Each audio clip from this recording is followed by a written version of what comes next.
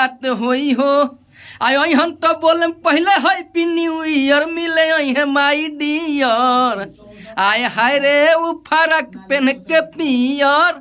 आय हाय रे मिले है माई डियर। अब पहला अंतर। नमस्कार प्रणाम हाय दोस्तों, आज फिर से हम पहुँचे हैं जगदम्बा फिल्म्स चारी बाज़ार में।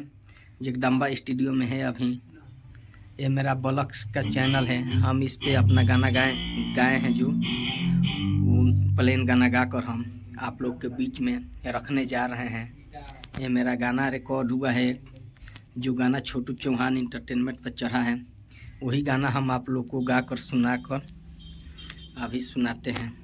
अभी आप लोग को बीच में गाकर सुना रहे हैं, अभी गाते हैं गाना, सुनिए आप लोग। तो नया साल में पहला मुलाकात होई हो, अब वह डार्लिंग के कोरवे में रात होई हो। तो नया साल में पहला मुलाकात होई हो, अब वह डार्लिंग के कोरवे में रात होई हो। और हम तो बोलब पहले हैप्पी न्यू ईयर मिले है माई डियर। आए हाय रे उ फरक पहन के पियर। आए हाय रे मिले है माई डियर।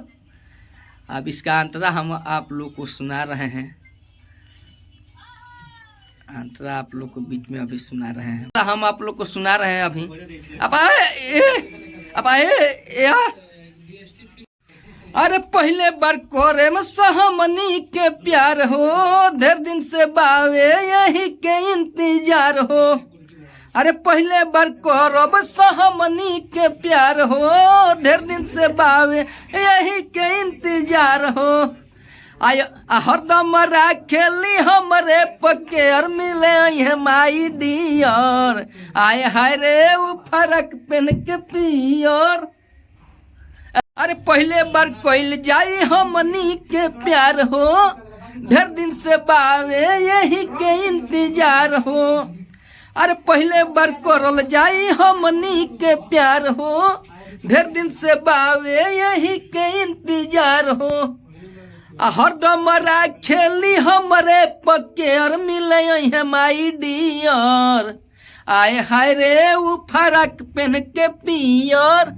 आय हाय रे मिले है माई डियर। अब आप लोग को बीच में दूसरा का अंतरा सुनाने जा रहे हैं, हम दूसरा का अंतरा सुना रहे हैं कि 31 दिसंबर के 1 बजे रात में करिए प्यार वो तो हमारे नु साथ में। कि 31 दिसंबर के 1 बजे रात में करिए प्यार वो तो हमारे नु साथ में। आ छोटू चौहान संग पिहन उ बियर मिले है माई डियर। आय हाय रे उ फरक पहन के पियर। आय हाय रे मिले है माई डियर। आय हाय रे उ फरक पहन के पियर।